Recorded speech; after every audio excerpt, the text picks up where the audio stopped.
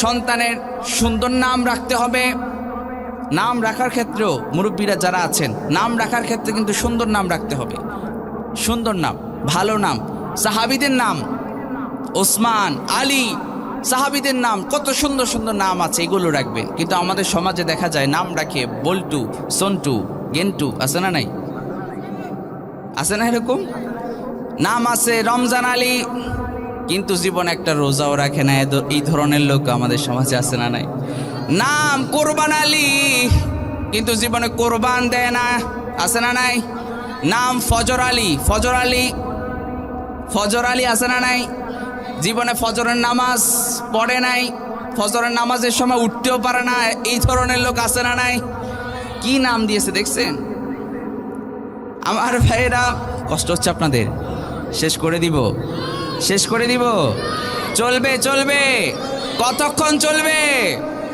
সারা রাত আপনারা থাকেন, আমি চলে যাব, আমার তো যাইতে হবে। আমার ভাইয়েরা, তাহলে সন্তানের হকগুলো আদায় করতে হবে, সন্তানের হকগুলো আদায় করতে হবে। সন্তানের সাথে সুন্দর আচরণ করতে হবে, সুন্দর আচরণ করতে হবে। অনেক মুরব্বীরা আছে, আছে না নাই, মানে সন্তানের সাথে এত বাজে বিহেভ করে, তা আপনি আপনার সন্তানের সাথে ধমক দিয়ে কথা বলছেন, তা আপনার সন্তান আপনার সাথে কি ভালো আচরণ করবে? কথা বলেন। তা আপনি আপনার সন্তানকে সুন্দর আচরণ শিখান না। আপনার সন্তান আপনাকে সালাম দেয় নাই, এ বেড়া আমাকে সালাম দেন, আমি তোর বাপ, আছে না নাই?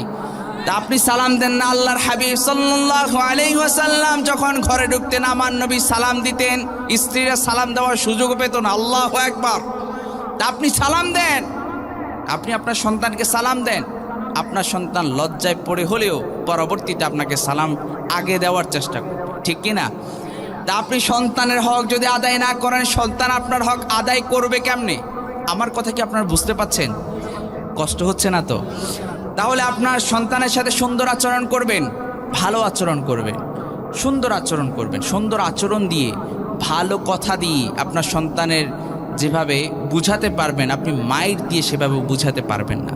কথা কি বুঝতেছেন আমার ভাইয়েরা? এরপরে সন্তানের আরেকটা হক হচ্ছে, সন্তানের জন্মের 7ম দিনে তার মাথার চুল ফেলে দিবেন। এটা আমার নবীজির সুন্নাহ। আকিকা করবেন, এরপরে দ্বীনি শিক্ষায় শিক্ষিত করবেন। এই সবগুলো তো বলা সম্ভব না, যতগুলো আছে আমি এই যে বললাম, খুব গুরুত্বপূর্ণগুলো আমি বললাম। এইগুলো যদি আপনি সন্তানের এই হকগুলো যদি আপনি আদায় করতে পারেন, আপনার সন্তান আপনার হকও আদায় করবে। সুবহানাল্লাহ পড়বেন না?